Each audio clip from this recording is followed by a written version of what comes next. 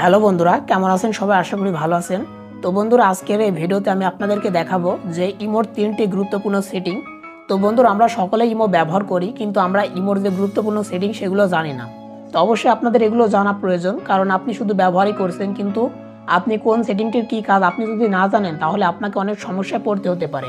তো পরবর্তীতে হয়তো আপনার কোনো সমস্যা হলো, আপনাকে অন্য ব্যক্তির কাছে দৌড়ে যাওয়া লাগছে যে আমার দেখ ইমোর মধ্যে কী সমস্যা হয়েছে, এটা ঠিক করে দেন। তো কেন, আপনি নিজেও তো শিখে এগুলো করতে পারেন। তো অবশ্যই আপনারা এই ভিডিওটি কন্টিনিউ করবেন, ভিডিওটি স্কিপ করবেন না, তাহলে আপনারা ইমোর যে 3টি গুরুত্বপূর্ণ সেটিং আপনারা শিখতে পারবেন। এই সেটিংগুলো নিজেরা শিখুন, এমনকি আপনি অন্যকে সহায়তা করুন। হয়তো অন্য কোনো সমস্যা হলো, আপনি সেটা সলভ করে দিন। তো শিখতে তো কোনো সমস্যা নেই, তাই না? শেখার কোনো শেষ নেই। তো এই 3টা গুরুত্বপূর্ণ সেটিং কি, চলেন আপনাদেরকে মোবাইল স্ক্রিনে গিয়ে দেখিয়ে দিই। অলরাইট, তো বন্ধুরা মোবাইল স্ক্রিনে চলে এসেছি। তো বন্ধুরা, ইমোরে 3টি গুরুত্বপূর্ণ সেটিং অবশ্যই মাস্ট বি আপনার জানা প্রয়োজন।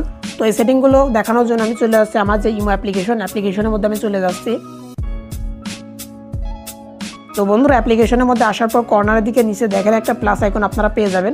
এই যে প্লাস আইকন, এই প্লাস আইকন আপনারা ক্লিক করে দেবেন। দেওয়ার পর এখানে দেখেন যে মোর অপশন, এই মোড়ে আপনারা ক্লিক করবেন।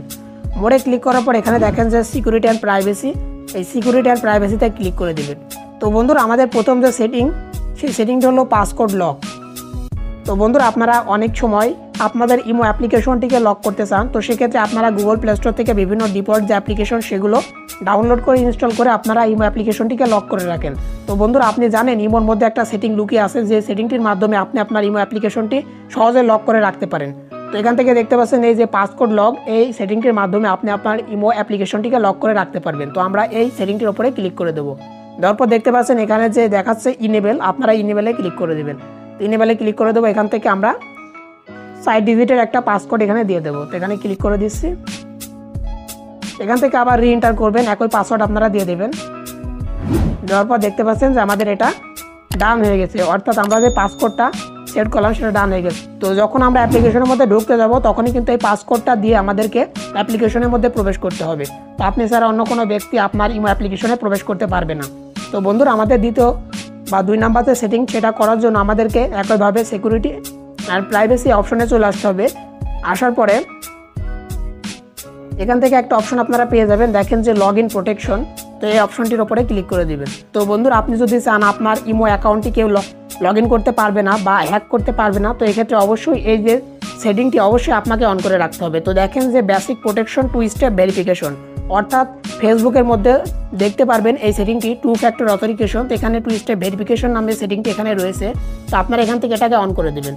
এখান থেকে অন করে দিলে কি হবে, ওকেতে ক্লিক করে দিলাম। তাহলে কি হবে, আপনি যদি আপনার ইমোর অ্যাক্সেস সব কিছু দিয়ে দেন অন্য ব্যক্তিকে, তারপরে কিন্তু সে লগ ইন করতে পারবে না। সে লগ ইন করতে গেলে তার কাছে একটা ওটিপি যাবে, সে যদি ওটিপিটা দিতে পারে তাহলে কিন্তু আপনার যে ইমো অ্যাকাউন্ট সেটা লগ ইন করতে পারবে।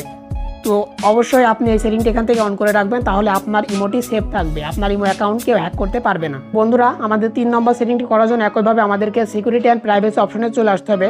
আসার পর নিচের দিকে একটা অপশন আপনারা পেয়ে যাবেন যে প্রোফাইল প্রাইভেসি, আপনাদেরকে এই প্রোফাইল প্রাইভেসিতে ক্লিক করতে হবে।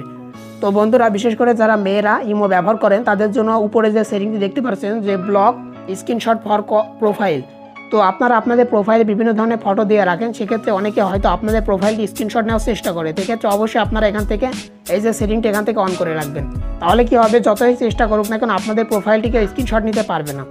তারপরে দেখেন যে 2 নম্বরে লক প্রোফাইল, এর উপরে ক্লিক করে দেবো। তো দেখেন এটা হচ্ছে অফ করা আছে। আপনারা চাইলে আপনাদের প্রোফাইলটি লক করে রাখতে পারেন, সেম ফেসবুকের মতো। আপনারা জানেন ফেসবুকে প্রোফাইল লক করার সিস্টেম আছে, একইভাবে ইমোতে কিন্তু এই সিস্টেমটি চালু হয়েছে। আপনারা চাইলে এখান থেকে প্রোফাইলটি লক করে রাখতে পারেন।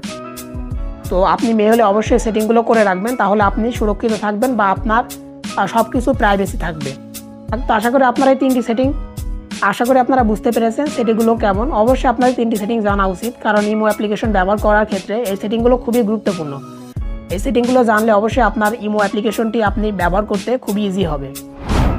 তো বন্ধুরা, এই 3টি গুরুত্বপূর্ণ সেটিংয়ের মধ্যে কোন সেটিংটি সবচেয়ে ভালো লেগেছে অবশ্যই কমেন্ট করবেন, আর কোন সেটিংটি আপনাদের জানা ছিল সেটাও কমেন্ট করবেন। তো এটাই ছিল আজকের ভিডিও। আশা করি ভিডিওটি ভালো লেগেছে। ভালো লাগলে অবশ্যই একটা লাইক করবেন, আর আমাদের চ্যানেলটি সাবস্ক্রাইব করতে ভুলবেন না। আর আমাদের এই ভিডিওটি যারা ফেসবুক পেজ থেকে দেখছেন অবশ্যই আমাদের পেজটিকে ফলো দিয়ে রাখবেন। তো আজকের ভিডিওটি এখানে শেষ করছি, দেখা হবে নেক্সট কোনো ভিডিওতে। ততক্ষণ ভালো থাকবেন, সুস্থ থাকবেন।